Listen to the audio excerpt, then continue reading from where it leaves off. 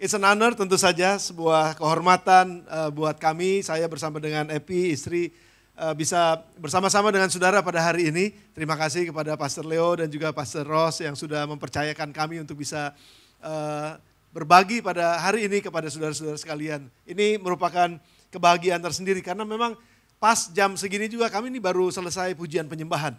Dan baru juga akan mulai dengan khotbah. Ya, jadi ini kita waktunya rupanya bersamaan sudah di Bogor ya. Jadi kami ada 3 ibadah, nanti ada sore sekali lagi, tapi 2 ibadah ini adalah ibadah yang bersamaan. Jadi saya merasakan saudara sejak dari pagi tadi, sejak saya masuk dalam ibadah, dalam ruangan di tempat ini, merasakan ada suasana yang ini keluarga gitu. Ini akrab banget, seru banget, enak banget gitu dan homey. Dan saya merasa, saya bersama dan istri tentu saja merasakan hospitality yang luar biasa. Sayang kami nggak terlalu makan banyak babi hong hari-hari ini.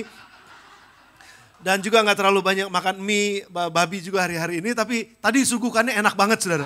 Tapi terpaksa kami harus bagi 2 karena kami nggak bisa menolak apa yang sudah dipersembahkan. Dan itu merupakan luar biasa banget. Senang bisa bersama dengan saudara hari ini.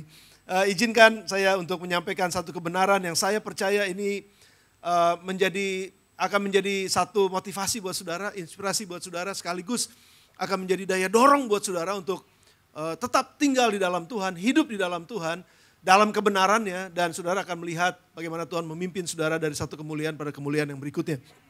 Dan saya mau bicara juga pada saudara, kalau saya bersaksi ada banyak mungkin kesaksian-kesaksian yang mungkin along the way saya akan sampaikan buat saudara itu semata-mata sekali lagi karena kemurahan Tuhan. Saya adalah seorang produk dari keluarga yang nggak terlalu kuat di dalam pendidikan sebenarnya. Jadi papa saya memang orang kerja, mama tuh kelas 6 SD atau 5 SD udah berhenti sekolah saudara. Jadi dia juga nggak terlalu tinggi pendidikannya dan mama saya adalah anak kelima yang ditinggal oleh papahnya ketika dia masih 3 bulan. Jadi dia nggak tahu cerita mengenai papanya. Dan papa saya juga adalah seorang yang dulunya, karena di Sumatera ya, dia orang setengah Batak, setengah Chinese. Jadi dia punya ilmu, dia punya jimat, wah segala macam lah gitu ya. Jadi kami ini hidup dalam keluarga yang ya kalau kamu sekolah ya sekolah lah, kalau nggak sekolah juga lulus bagus, nggak lulus nggak apa-apa gitu kira-kira saudara ya. Tapi bukan berarti saya bilang bahwa orang tua kami adalah orang tua yang nggak baik. Mereka sangat baik, mereka sangat perhatikan. Tapi saya melihat satu hal saudara bahwa saya nih karena hasil dari keluarga, saya termasuk orang yang nggak bisa ngomong di depan orang, banyak. Waktu saya masih kecil, saya gagap. Saya Arif nama saya, tapi dipanggilnya AU. AU, cuman AU aja. Jadi ada yang bilang angkatan udara lah, terus ada yang bilang anak udik lah. Ya, jadi ada berbagai macam. Tapi juga ada yang bilang saya bau katanya, bau karena AU tuh jadi bau gitu. Jadi dari kecil saya tumbuh secara nggak percaya diri gitu saudara. Jadi saya tumbuh dengan takut kalau ketemu orang banyak, ngomong di depan orang juga gitu saudara. Jadi sering kali papa saya harus pukul pantat saya, betul saudara, itu literally. Kalau saya, Pak, baru ngomong gitu saudara. Itu persis kayak si Aziz Gagap, kira-kira gitu saudara, karena gagap banget gitu. Nah jadi saya tumbuh dalam kondisi yang gak terlalu baik, tapi saya sangat percaya firman Tuhan pagi ini. Firman Tuhan pagi ini adalah buat kita yang mungkin saja saudara, bingung menghadapi apa masa depan saya. Takut melihat bagaimana masa depan saya. Dan bahkan mungkin gak membayangkan bagaimana masa depan saya. Saya adalah produk yang diberkati oleh Tuhan, yang saya percaya saya punya masa depan yang luar biasa. Karena di dalam Tuhan. Di dalam Tuhan. Nah, saya mau khotbah ini, saya kasih judul, You Are Your Future. You are your future. Jadi masa depan kita gak ada di mana-mana, masa depan kita ada di dalam kita. Nah sering kali kita berkata bahwa masa depan saya masih jauh, masa depan saya gak tahu gimana lah. Saya satu kali ngobrol sama seorang anak muda di gereja kami, saya ajak dia makan berdua. Lalu saya tanya, kamu 5 tahun lagi kira-kira mau ngapain? Ada apa 5 tahun lagi dalam kehidupan kamu? Dia mikir sebentar terus dia bilang, aduh pastor gak tahu saya, gak punya bayangan gitu. Tapi kamu punya masa depan gak saya bilang? Saya juga gak terlalu yakin pastor punya masa depan. Hey, masa depan kamu nih 5 menit lagi mau ngapain? Itu udah kelihatan saudara. bayangkan ya, kita nih kira-kira sampai jam 12-an, 12 lewat sedikit, kita selesai dengan ibadah ini, terus saudara pasti punya rencana. Ada yang mau makan bami aloy kayaknya. Saya nggak tahu bami aloy ada apa enggak, kira-kira aja. Mungkin saudara ada yang lagi berencana, oh saudara mau pergi ke Puri Kembangan misalnya, saudara mau pergi ke mall mana, saudara mau pergi. Itu masa depan saudara. Jadi artinya begini loh saudara, masa depan kita tuh ada. Cuman seringkali kita nggak peduli dengan masa depan. Dan masa depan itu adalah kita yang menentukannya. Masa depan itu memang betul Tuhan yang ciptakan masa depan kita. Tuhan yang berikan masa depan buat kita. Karena Tuhan sudah ada di masa depan. Dia ada sekarang bersama dengan kita di waktu ini, in our presence. Tapi dia juga ada in our future. Jadi Tuhan itu ada sepanjang zaman saudara. Cuman kan kita hidupnya di dalam satu periode tertentu. Tapi Tuhan udah punya masa depan buat kita. Dan dia sudah berdiri di masa depan kita. Dan dia sudah mengatakan bahwa masa depanmu penuh dengan harapan. Masa depanmu masa depan yang luar biasa. Masa depanmu masa depan yang hebat. Masa depanmu masa depan yang bukan kecelakaan. Tapi damai sejahtera yang luar biasa. Amin saudara. Wah saya umum siang kayaknya lebih semangat nih Pak. Karena mie ayam tadi kayaknya. Karena mie. Jadi masa depan kita sudah pasti ada karena Tuhan ada di sana saudara. Cuman yang jadi masalah adalah kita nggak berani untuk memandang, untuk menciptakan, mungkin itu bahasanya. Menciptakan masa depan kita sesuai dengan firman Tuhan. Kita bukan Tuhan, tapi kita di dalam Tuhan. Dan Tuhan di dalam kita. Kalau kita di dalam Tuhan dan Tuhan di dalam kita, firman di dalam kita, maka kita bisa memperkatakan apa yang jadi janjinya untuk masa depan kita, pasti jadi kenyataan. Jadi kita mesti berani untuk mengatakan bahwa my future is in me. Your future is in you. You are your future. I am my future. Jadi masa depan kita tergantung bagaimana kita hidup. Dan bagaimana kita membuat keputusan-keputusan dalam kehidupan kita. Jalurnya udah jelas, firman Tuhan. Saya punya rencana 5 tahun lagi. Dan saya udah bisa menciptakan 5 tahun lagi akan terjadi apa kira-kira. Bukan berarti saya Tuhan. Tapi saya diberikan visi oleh Tuhan. Dan visi itu diberikan pada saudara masing-masing. Keluarga seperti apa yang saudara mau bangun? Kalau ada di sini yang akan segera menikah misalnya. Atau yang sedang mencari teman untuk bisa menikah. Boleh saya lihat tangannya? Kalau ada yang ingin menikah. Belum menikah tapi ingin menikah. Jangan yang sudah menikah mau menikah lagi. Jangan. Yang belum menikah boleh saya lihat. Ada cukup banyak tangan. Oke terima kasih. Terima kasih. Oke pertanyaannya sudah ketemu? Pasangannya oke. Nah saudara bisa memutuskan keluarga seperti apa yang akan saya bangun. Bukannya nanti gimana Tuhan. Tuhan memberikan yang terbaik. Tapi saya yang harus membuat keputusan. Dan masa depan itu sebenarnya ada di dalam diri saya. Keluarga saya seperti apa ada dalam diri saya. Ada dalam diri pasangan saya nanti bagaimana kami collaborate. Itu pada akhirnya. Bagaimana kami collaborate pada akhirnya. By the way saya dan istri kami sudah pacaran 32 tahun. Betul saudara, 32 tahun berarti di tahun berapa? 90 tuh kan, hitungannya rada macet nih. Dari tahun 90 kami pacaran sampai hari ini, sampai detik ini kami masih pacaran.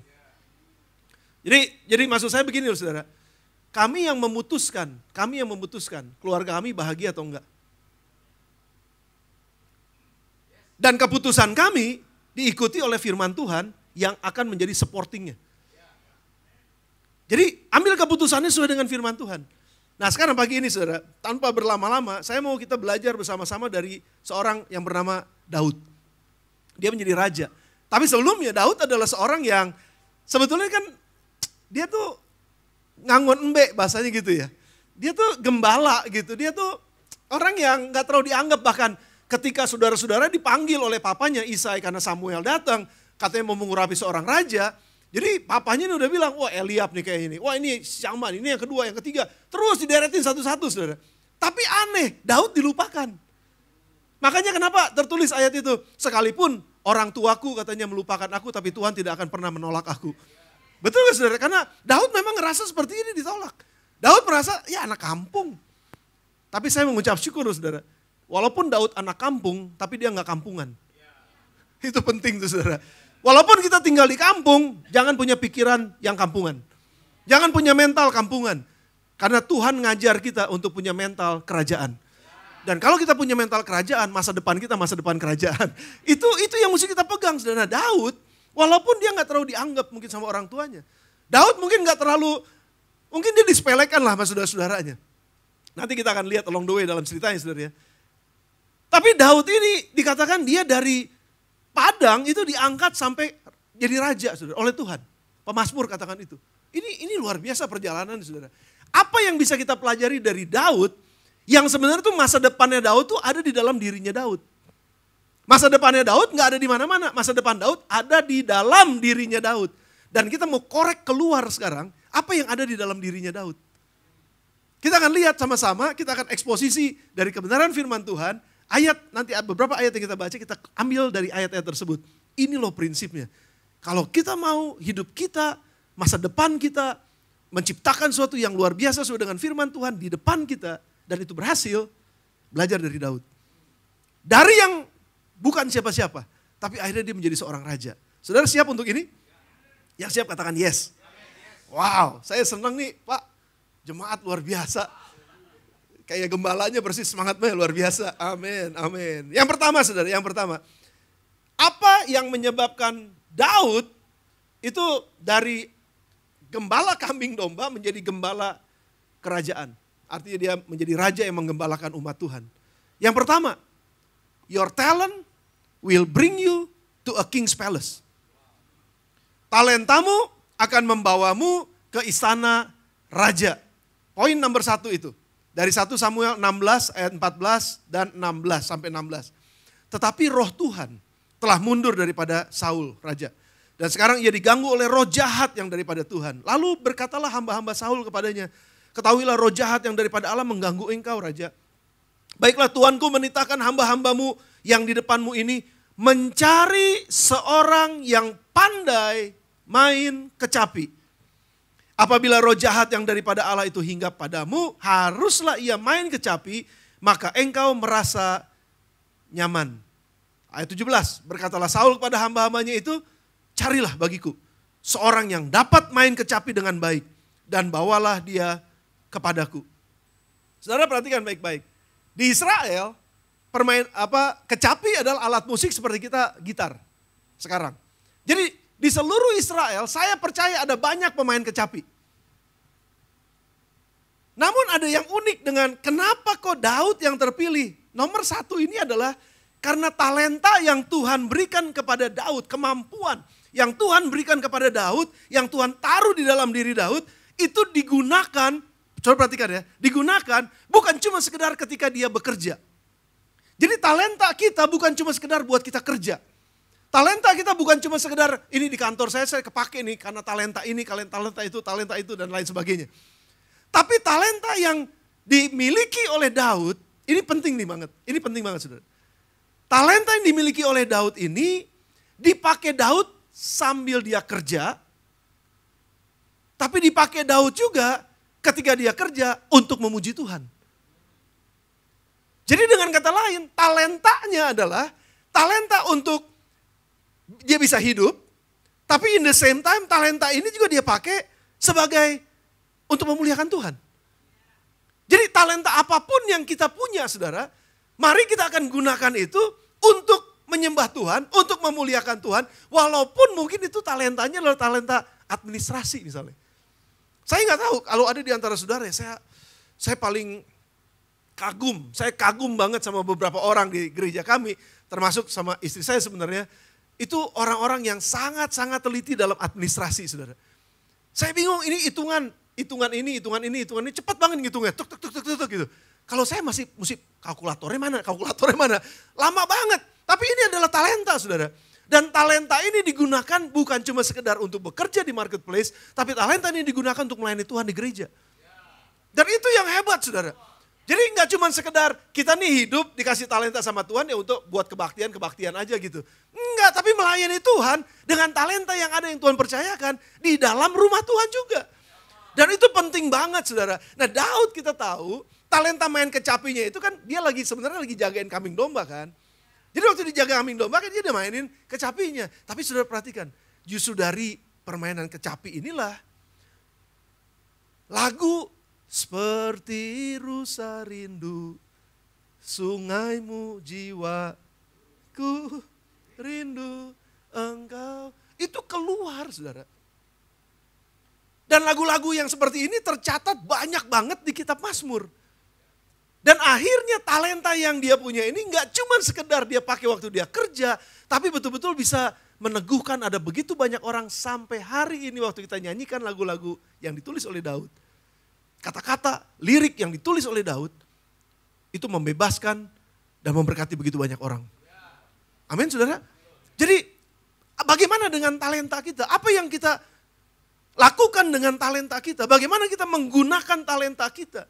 Yang pada akhirnya, saudara, sekali lagi, Tuhan bisa pakai talenta kita untuk membawa kehidupan kita kepada kerajaan, sebuah kerajaan, atau sebuah pemerintahan, atau ke tempat yang lebih tinggi daripada yang mungkin kita ada sekarang.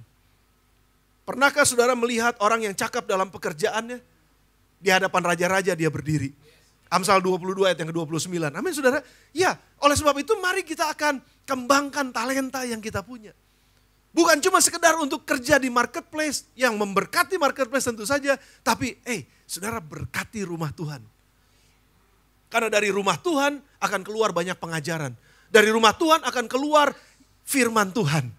Dan kalau di rumah Tuhan ada begitu banyak kekayaan talenta yang ada, itu keluar sampai ke marketplace. Bukankah dunia diberkati oleh gereja Tuhan, saudara? Saya senang banget tadi waktu ngobrol-ngobrol ngelihat lantai 4, Pastor Leo katakan bahwa yang buat ini jemaat loh yang gambar. Ini ada loh orang yang secara khusus memang kerjanya seperti ini. Tapi dipersembahkan untuk rumah Tuhan. Bukankah itu luar biasa, saudara? Kalau saudara bisa main musik ya, kalau saudara bisa jadi singers gitu. Saudara, saya nggak tahu ya, mungkin ada pemenang Voice di tempat ini, The Voice di tempat ini. Atau nggak tahu dari mana. Tapi kalau saudara memang bisa, dan saudara memang nyanyi di tempat-tempat yang lain gitu, kenapa saudara nggak persembahkan itu untuk melayani Tuhan? Saudara punya semua kekuatan talenta saudara, kenapa saudara nggak pakai itu buat Tuhan? Saya nggak tahu siang ini saya bicara kepada siapa, tapi ada beberapa di antara saudara yang sedang dipanggil Tuhan, dan Tuhan mau pakai talenta saudara untuk kerajaan sorga. Terbukalah untuk itu. Dalam nama Tuhan Yesus, siapapun saudara, terbukalah untuk itu. Tuhan mau pakai hidup saudara. Jadi berkat bukan cuma sekedar untuk dunia di mana saudara ada, tapi untuk gereja Tuhan dimanapun gereja Tuhan ada. Oke, saudara, amin. Yang pertama, your talent will bring you to a king's palace. Di antara ratusan mungkin pemain kecapi, heran kenapa Daud yang terpilih. Karena Tuhan favor sama dia. Di antara banyak orang, bukan berarti Tuhan gak sayang sama banyak orang, tapi Tuhan secara spesifik khusus. Karena hatinya Daud bukan cuma sekedar ada di tempat kerjaannya. Hatinya Daud ada juga di dalam hadirat Tuhan. Dan itu penting, saudara. Yang kedua, itu di dalam Daud, saudara. Apalagi yang bisa kita lihat yang ada di dalam Daud selain talentanya. Yang kedua, kemampuan Daud untuk membangun relasi. Your relationship will bring you to a higher level of life. Hubungan-hubungan pertemanan saudara itu akan membawa saudara kepada level kehidupan yang lebih tinggi. Don't underestimate dengan siapa saudara bergaul. Jangan underestimate dengan siapa saudara berkenalan. Walaupun kita harus bijaksana pada saat kita memilih seorang teman. Amin, saudara. Nah, tapi our relationship, pertemanan kita yang kita bangun di dalam kehidupan kita sehari-hari, jangan underestimate. Karena kita nggak pernah tahu pertemanan itu bisa membawa kita kepada level kehidupan yang lebih tinggi. Mari kita baca ayatnya, saudara. Ayat yang ke-18. Lalu jawab salah seorang hamba itu, katanya, sesungguhnya aku telah melihat salah seorang anak laki-laki Isai. Orang Bethlehem itu pandai main kecapi. Ia seorang pahlawan yang gagah perkasa. Seorang prajurit yang pandai bicara. Elok perawakannya. Dan Tuhan menyertai dia. Saudara, kalau saya hitung nih. Ini salah satu hambanya Saul. Saya suspek. Walaupun mungkin. Ini cuma interpretasi saya. Tapi saya suspek. Hamba Saul ini adalah teman dekatnya Daud. Kenapa? Saudara bisa bayangin ya, dia bilang begini, aku telah melihat salah seorang anak laki-laki Isai. Dia kenal bapaknya Daud. Satu. Yang kedua, dia orang Bethlehem. Yang ketiga, pandai main kecapi. Yang keempat, pahlawan yang gagah perkasa. Dari mana dia tahu? Yang kelima, seorang prajurit. Yang keenam, pandai bicara. Yang ketujuh, elok perawakannya. Yang kedelapan, Tuhan menyertai dia. Saudara, saya mau tanya saudara, ada yang punya teman dekat sini? Yang teman dekat banget gitu. BFF. Ada saudara yang punya teman dekat banget. Nggak apa-apa saudara angkat tangan, saya punya teman dekat banget. Oke, 1, terima kasih. 2, terima kasih. 3, oke, terima kasih. Boleh gak saya tanya, bisa gak mendefinisikan atau mengungkapkan 8 hal yang baik tentang teman dekat saudara? Bisa? Saya bisa. Saya bisa ngomong 10 hal yang baik tentang istri saya karena saya kenal dekat. Saudara ngerti gak maksud saya? Jadi kalau ini orang bisa sebutkan, dia adalah anak Isai, dia orang Bethlehem, dia orang yang elok perawakannya, dia orang yang segala macam. 8, saudara bisa bayangin, artinya ini orang kenal banget sama Daud. Dan karena dia ada di posisi dekat sama raja, dan karena Daud punya pertemanan yang dekat dengan orang ini, maka otomatis saudara waktu raja butuh seorang pemain kecapi yang saya bilang, di antara begitu banyaknya seorang main kecapi di Israel, pada saat itu nama Daud pertama yang keluar dari mulut seorang teman. Dan teman inilah yang merekomendasikan Daud yang tadinya cuma ada di padang rumput, sekarang bisa masuk ke dalam pelataran raja. Itu karena teman. Teman bisa menghancurkan kita, tapi teman juga bisa mengangkat kehidupan kita. Hati-hati dengan siapa kita bergaul. Pilih baik-baik dengan siapa kita bergaul, saudara. Dan betul-betul berdoa untuk seorang teman. Apalagi kalau saudara sedang mencari seorang teman hidup. Saudara mesti punya batasan-batasan untuk mencari seorang teman. Karena siapa teman saudara akan menentukan masa depan saudara. Saya mencoba untuk mempelajari kehidupan banyak anak-anak muda hari-hari ini. Banyak anak muda hari-hari ini yang pacaran, itu baru ketemunya di pintu pagar. Dan begitu ketemu di pintu pagar, udah masuk langsung ke kamar tidur. Bagaimana mungkin bisa membangun sebuah rumah tangga yang kuat kalau dari pelataran langsung masuknya ke ruang maha suci? Nggak bisa, saudara. Mesti bisa jagain jaraknya kalau buat pergaulan yang semakin dekat. Tapi kita butuh orang-orang yang dekat, yang butuh membangun kehidupan yang dekat dengan orang-orang yang memang kita percaya bahwa orang ini punya karakter yang bagus. Orang ini dekat sama Tuhan. Orang ini cinta sama Tuhan. Orang ini kehidupannya jujur. Orang ini integritasnya bagus, luar biasa. Kita belajar, saudara. Saya belajar banyak. Sejak 2006, waktu itu usia saya baru 35 tahun sebenarnya, saudara. Saya nggak punya pengalaman sama sekali untuk menggembalakan. Saya bahkan latar belakang saya ini sama seperti gembala, Pak Gembala. Latar belakang saya kerja di bank sebetulnya. Tapi somehow entah bagaimana Tuhan panggil saya, akhirnya saya memutuskan untuk jadi pendeta. Nah 35 tahun di tahun 2006 itu saya terpilih untuk menjadi gembala sidang. Gembala sidang yang ke-6 dari gereja kami. Gereja kami 59 tahun, usia saya baru 52 tahun. Jadi saya lahir, gereja itu udah ada duluan gitu istilahnya. Jadi saya bingung bagaimana caranya gitu untuk bisa mengembalakan umat Tuhan yang Tuhan percayakan ini gitu. Nomor 1 yang saya doakan adalah Tuhan pertemukan saya dengan mentor. Ini penting banget saudara. Dengan siapa saya bergaul akan sangat menentukan masa depan saya. Dengan siapa saya bergaul menentukan masa depan pelayanan saya. Dengan siapa saya bergaul menentukan masa depan karir saya kalau saya memang berkarir. Jadi dengan siapa saya bergaul, saya berdoa sama Tuhan, minta sama Tuhan. Puji Tuhan, Tuhan pertemukan, kalau kita berdoa, Tuhan mendengar. Kalau kita berdoa, Tuhan menjawab. Jadi waktu saya berdoa, Tuhan dengar. Waktu saya doa lagi, Tuhan menjawab. Dan dia kirimkan, ada beberapa mentor dalam kehidupan saya sampai hari ini, saudara. Sampai hari ini. Ada mentor yang begitu dekat, ada mentor yang memang dari jauh. Tapi saya terus belajar, saya terus deketin beberapa orang. Saya terus deketin beberapa hamba-hamba Tuhan. Dan saya tanya, saya kelihatan bodoh, benar-benar bodoh, saudara. Nggak ngerti sama sekali, tapi saya berani, saya harus memberanikan diri. Saya minta, tolong dong ajarin saya. Tolong dong tunjukin saya. Tolong dong bukain pemikiran saya. Saya ini nggak ngerti sama sekali. Saudara, seorang sahabat membawa kita naik ke tempat yang lebih tinggi. Siapa sahabat saudara? Siapa orang yang paling dekat dengan saudara? Jaga hubungan tersebut. Karena kita nggak pernah tahu Waktu kita membangun hubungan dengan seseorang, justru dialah yang akan membuka pintu sampai kepada masa depan kita. We'll never know. Saya punya seorang mentor, dia ada di Singapura. Orang Singapura, sebenarnya usianya udah cukup tua. Hari ini mungkin usianya udah 81, 82 tahun. Dan waktu saya baru ketemu sama dia, ini saya tuh takut banget gitu. Saya kayaknya mau ngomong apa ya sama dia ya. Tapi saudara tahu, sejak hari saya ketemu sama dia dan saya minta dengan rendah hati, saya bilang, Pastor tolong berdoa buat saya. Pastor tolong ajarin saya. Lalu dia bilang begini, kalau kamu mau dimentor, kamu mesti mau terbuka dengan semua kelemahan kamu dan saya akan ngomong apa adanya sama kamu. Betul, istri saya adalah buktinya. Dia kalau ngobrol sama saya, sekarang masih nge-zoom sudah. Biasanya kalau kami ketemuan 3 bulan sekali itu nge-zoom. Ya di Zoom itu dia selalu bilang, Arif, dia tanya, apa yang kamu lakukan? Arif, apa yang kamu buat? Arif, 3 bulan ini kamu ngapain ya? Dan lain sebagainya. Bikin laporan. Saudara, aduh itu gak enak banget. Tapi saya berjanji menempatkan dia sebagai mentor kami berdua. Saya tempatkan dia.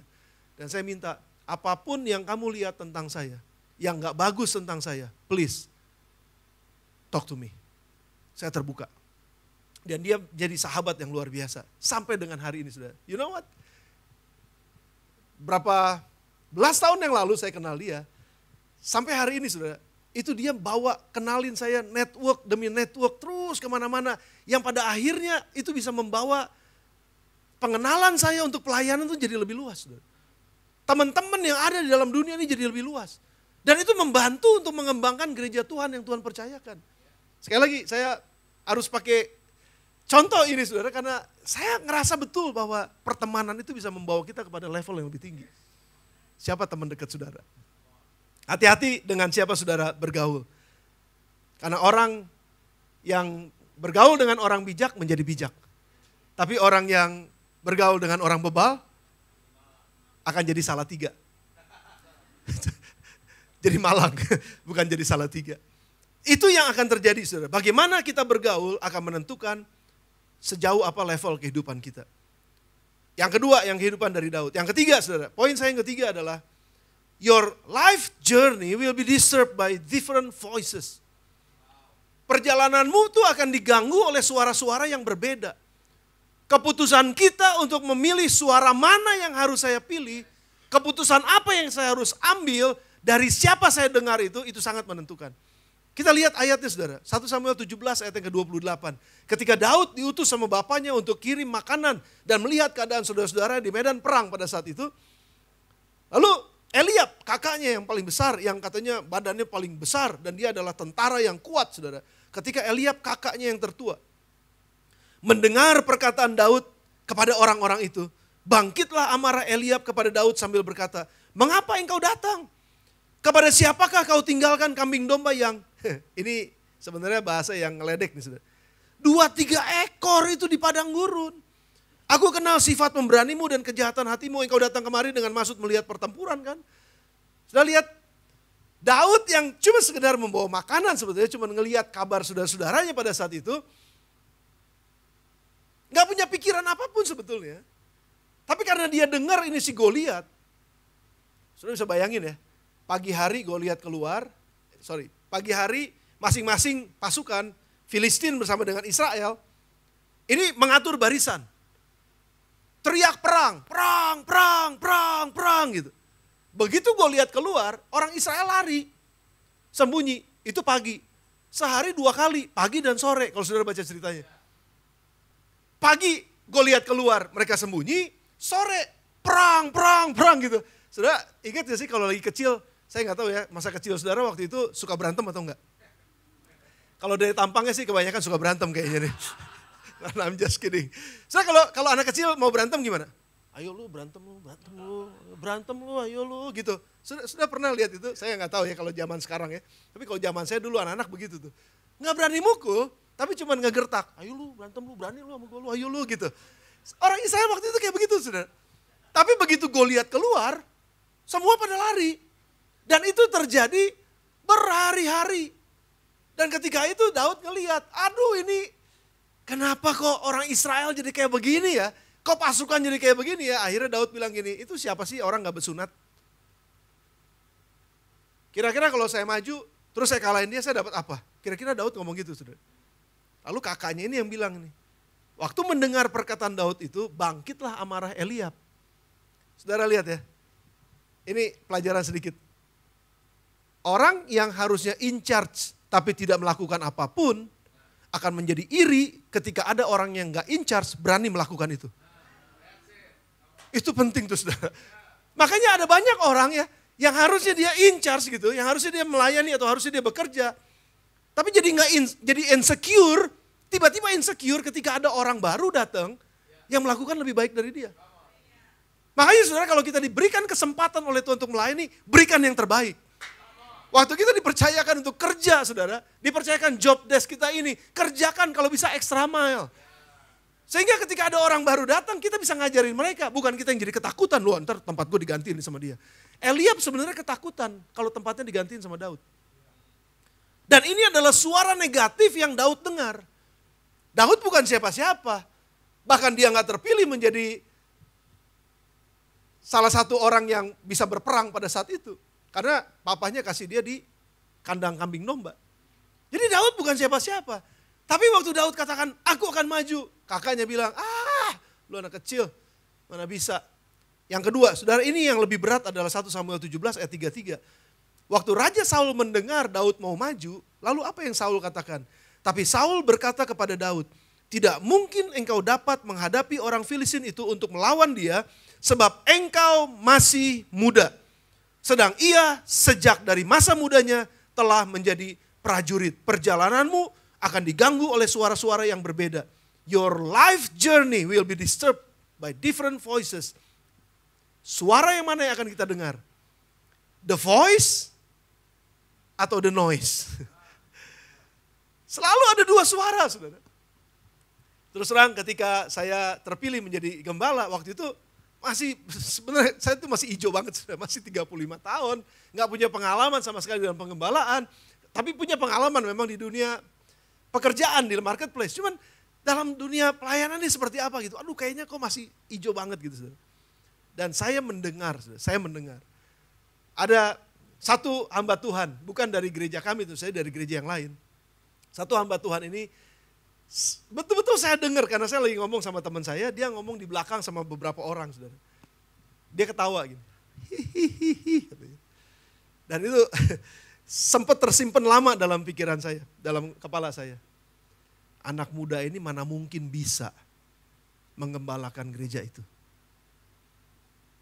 Wah, saudara. Itu langsung seperti gini. Iya ya Tuhan, masa sih saya layak? Nggak lama lagi ada satu pendeta senior juga telepon saya. Rif, selamat ya, kamu jadi gembala, kepilih jadi gembala, bla bla bla bla. Udah. Oh iya, terima kasih Om.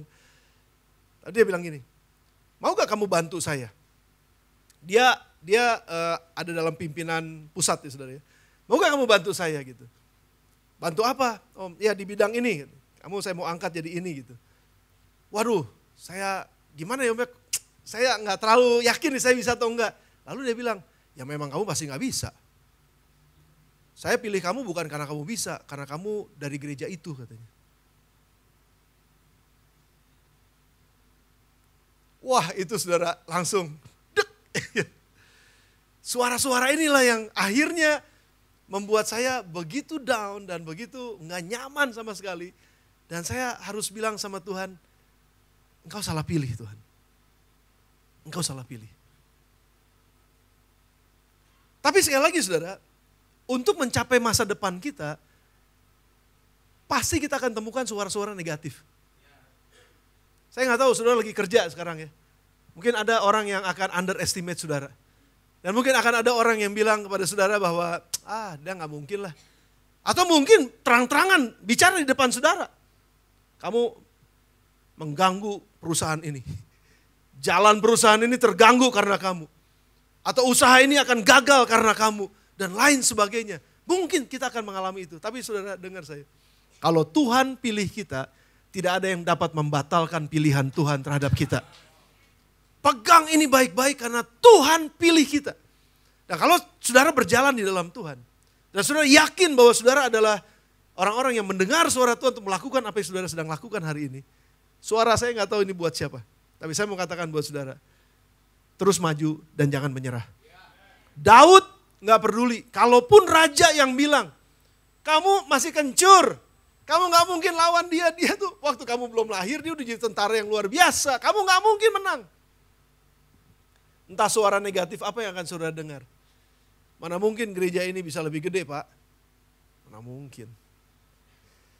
Mana mungkin dalam kondisi ekonomi kayak begini, mau bangun apa lagi? Nanti 4, ya kita lihat dah gimana. Saya gak yakin bisa berhasil. Mungkin ada suara-suara yang gak akan membangkitkan iman kita. Tapi percayalah, kalau Tuhan sudah berfirman, dia gak akan cabut apa yang dia sudah katakan. Dalam nama Tuhan Yesus, jadi sesuai dengan apa yang kau imani. Jadi sesuai dengan apa yang engkau akan lakukan sesuai dengan firman-Nya. Lakukan dengan setia. Memang sulit, gak gampang. Berat memang. Tapi percaya, kalau Tuhan bersama dengan kita, dia lebih kuat daripada apa yang kita tanggung. Dalam nama Tuhan Yesus. Karena dia adalah sumber kekuatan kita. Amin saudara. Jadi jangan sampai diganggu oleh noises yang ada. Suara-suara yang ribut di belakang itu. Mari dengarkan the voice yang kecil yang ada di dalam diri kita ini. Makanya sekali lagi saudara. Kalau ada orang-orang yang katakan bahwa kamu gak layak. Kamu lahir sebagai anak yang gak diharapkan. Itu noise. Tapi the voice bilang begini. Karena engkau berharga di mataku dan mulia. Aku ini memberikan nyawa untuk gantikan kehidupanmu. Engkau mulia. Engkau gak berarti, engkau gak punya apa-apa. Siapa bilang? Engkau adalah garam dan terang dunia.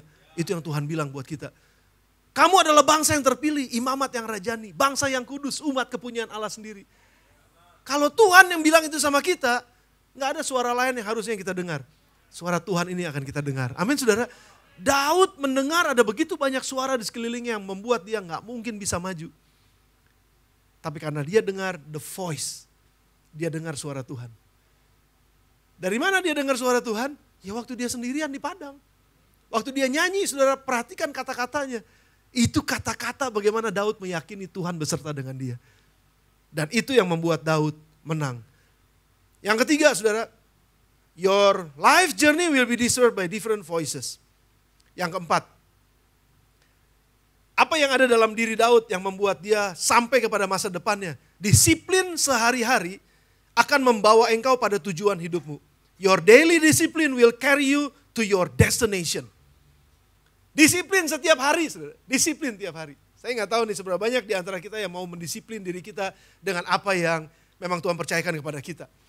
Saya pernah bersaksi sedikit lagi, saudara. Saya pernah bersaksi. Saya baca dulu sedikit. 1 Samuel 17 ayat 49. Lalu Daud memasukkan tangannya dalam kantungnya, diambilnya sebuah batu dari dalamnya, diumbannya, maka kenalah dahi orang Filistin itu sehingga batu itu terbenam ke dalam dahinya dan terjerumuslah ia dengan mukanya ke tanah. Saudara, waktu Daud main ketapelnya, itu diambil batu, dia langsung lempar, cek. Aneh, kenapa lemparan pertama langsung kena? Apakah itu supernatural? Buat saya enggak, saudara. Memang Tuhan yang membuat Goliat kalah. Betul. Tetapi Tuhan pakai tangan Daud dan Tuhan pakai keterampilan Daud untuk mengalahkan Goliat. Tapi kemampuan seperti apa yang bisa mengalahkan Goliat? Disiplinnya setiap hari. Let me say this. Saya nggak tahu nih ya saudara ya, waktu Daud main kecapi pegel kan. Nyanyi capek, udah ngantuk, lapar. Lalu dia ngelihat pohon duren. Ya kira-kira ya Pak, kira-kira. Saya nggak tahu pohon apa yang dia lihat waktu itu, pohon duren. Aduh, gua lapar nih. Lalu dia ambil, dia kan punya ini kan ketapel kan. Lalu dia ambil ketapel, dia lempar nih. 1 kali nggak kena. 2 kali nggak kena. Wah, mesti kena nih, lapar soalnya. 3, wih, kena tapi nggak jatuh. Terus berkali-kali sampai setiap hari. Saudara bisa bayangin, disiplin dia latihan membuat dia pukul apapun, langsung kena. Dan saya yakin hari di mana dia ketemu sama Goliat adalah hari di mana dia harus praktekkan apa yang dia latih. Latihannya karena disiplin membuat Daud bisa mengenai yang kata orang itu cuma kecil banget di sini, tapi bisa langsung kena, tuk, dan dia jatuh. Goliat jatuh, saudara. Saya, maafkan sekali lagi kalau saya harus ceritakan sedikit aja saudara. Saya pernah jadi, sebenarnya malu sih ngomongnya. Saya pernah jadi juara gitar Yamaha Indonesia. Itu tahun 98. Saya betul, dulu saya ngeles di Yamaha soalnya. Jadi klasik, gitar klasik saudara, gitar klasik. Saya nggak tahu kalau saudara ada yang main gitar klasik ya, tahun-tahun itu tuh saya selalu ikutan ini. Saudara, ini guru saya ngelatih saya. Suruh saya latihan 8 jam satu hari. Ini tangan, kalau saudara masih pegang tangan saya ini masih keras nih sekarang. Apa bilangnya kapalen ya, kapalen. Karena itu main selur, terus saya main tangga nada, terus latihan 8 jam saudara bisa bayangin. Dengan satu lagu yang terus menerus 8 jam setiap hari. Loh terus gimana sekolahnya? Terus ya saya sekolah, pulang sekolah latihan. Terus sampai malam mau tidur latihan, bangun tidur latihan dulu. Saudara bisa bayangin, akhirnya bisa sampai kepada jadi juara. Nah maksud saya adalah begini saudara, intinya adalah apakah kita berani mendisiplin diri kita untuk melakukan apapun yang Tuhan percayakan di tangan kita. Dan kalau kita latihan itu dengan disiplin, Tuhan pakai apa yang kita latih itu untuk tujuan tertentu. Untuk kemuliaan nama Tuhan tentu saja. Sampai kepada tujuan hidup saudara. Karena waktu saya udah habis, satu lagi yang terakhir karena saya janji 5. Your faith in God will usher you to your victory. Imanmu dalam Tuhan akan membawamu kepada kemenanganmu. Yes, bagus kita punya talenta. Bagus kita punya teman. Puji Tuhan, bangun itu terus. Bagus kita mendengarkan suara Tuhan, the voice. Bagus kita melatih diri kita dengan disiplin yang ada. Tapi yang terakhir, ini nggak boleh nggak ada tuh. Ini mesti ada. Yang terakhir adalah your faith in God. Percaya kita bukan kepada apa yang kita bisa. Percaya kita bukan kepada talenta kita. Percaya kita bukan kepada hal yang lain. Tapi percaya kita adalah kepada Tuhan yang menciptakan langit dan bumi. Sudah dengar saya ini, ada 2. Kadang-kadang orang salah. Bilangnya begini, kekuatanku adalah Tuhan. Mirip nih, Tuhan adalah kekuatanku. Kekuatanku adalah Tuhan. Yang mana yang Tuhan? Seringkali orang bilang kekuatanku adalah Tuhan. No. Kekuatan kita bukan Tuhan. Tapi Tuhan kita adalah Tuhan. Dan kalau kita bisa taruh percaya kita kepada Tuhan ini, yang firman-Nya tidak pernah gagal. Makanya kenapa Daud katakan 1 Samuel 17 ayat 37, saya akan selesai. Pula kata Daud, Tuhan telah melepaskan aku dari cakar singa, cakar beruang. Dia juga akan melepaskan aku dari tangan orang Filistin ini. Daud gak bilang, kemampuanku mengalahkan cakar singa, kemampuanku mengalahkan beruang. No. Tuhan yang telah melepaskan aku. Walaupun dia punya kemampuan, tapi dia selalu katakan, Tuhan yang melepaskan aku. Yang kedua, 1 Samuel 17 ayat 45. Tapi Daud berkata kepada orang Filistin itu, engkau mendatangi aku dengan pedang dan tombak dan lembing. Tapi aku mendatangi engkau bukan dengan ketapel. Tapi aku mendatangi engkau dengan nama Tuhan semesta alam, Allah segala barisan Israel yang kau tantang itu. Di mana kita taruh percaya kita? Saudara taruh percaya saudara kepada karir saudara? Taruh percaya saudara kepada usaha saudara? Taruh percaya saudara kepada uang saudara, deposito saudara, kepada relasi saudara, network saudara, atau apapun juga. Bagus punya itu semua. Tapi jangan taruh harapan saudara kepada mereka. Taruh harapan kita kepada Tuhan. Taruh sumber kekuatan kita adalah Tuhan. Amin saudara. 5 hal ini, kalau kita bisa keluarkan ini dalam diri kita, masa depan ada dalam diri kita. Dan waktu ini kita praktekkan dalam hidup, kita akan berjalan menuju masa depan yang Tuhan siapkan buat kita. Masa depan yang luar biasa. Mari tundukkan kepala saudara, kita akan datang kepada Tuhan. Terima kasih Tuhan Yesus. Kami mengucap syukur buat kebenaran-Mu. Kami mengucap syukur buat kebenaran-Mu Tuhan. Terima kasih Roh Kudus. Haleluya.